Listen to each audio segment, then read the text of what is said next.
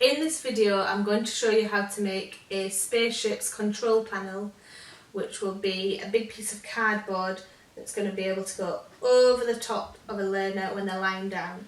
So this is the learner, the Spaceship control panel can go over the top of them, and this is to go with Joanna Grace's sensory story, Beauty Sleeps. The story is about a boy or a girl that goes into space. So I've taken one of these cardboard boxes and I've cut it in half. So I've got two half pieces to make my base, and I'm going to somehow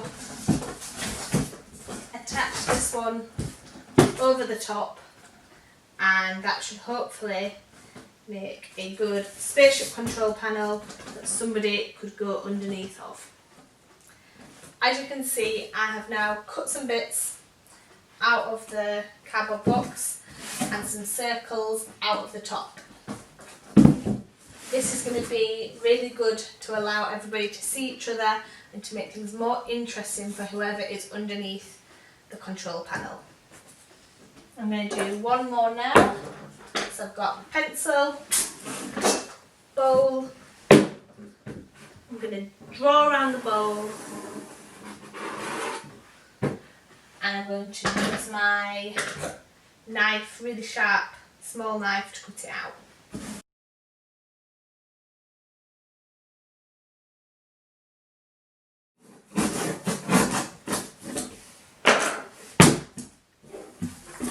There we go. I'm going to save this bit to make a space mobile tomorrow. Next, I'm going to cover my Spaceship control panel in this shiny silver paper. Tin foil would work as well, or painting it could be work, or leaving it as it is also completely fine. The three pieces of my Spaceship control panel are now covered in different types of silver paper. The main bit to focus on is getting something shiny on the inside of your control panel, the bit that the student is going to see. I found that the foil that I used for this one was actually the easiest to stick on, and it makes quite a nice noise when touched.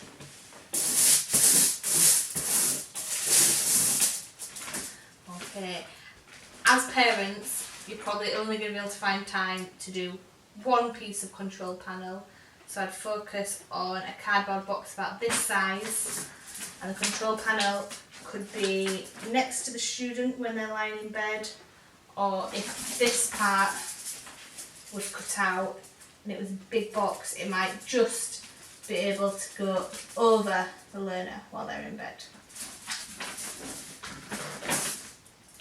Next job is going to be sticking on lots of different buttons to this control panel.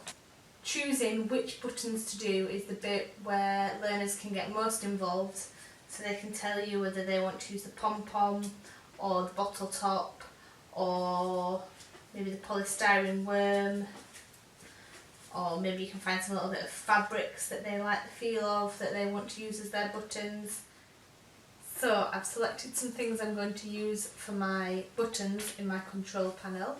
I have a bit of sandpaper to cut into a button shape, a bit of fur, which is a triangular button, some bottle tops, some milk bottle tops, some pom-poms, a polystyrene worm which I'm going to wrap in this gold foil, and that's everything. So all that's left to do is stick it inside the control panel.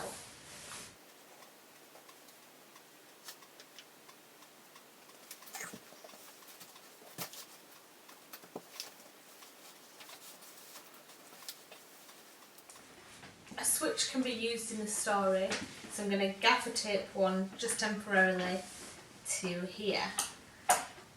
I'm making sure that when it's the right way around, the way I'm going to have it, it's somewhere where it can be reached easily. The final thing to do is to hang some things from the control panel. I've got some bits of foil I've cut out, an old ribbon with a bow on it, a piece of wool with some milk bottle tops folded on. So I'm going to fold this one on here with a little bit of glue to stop it falling off. All these small bits are choking hazards, so if I was using this with a student in school, I would make sure that they had constant supervision at all times.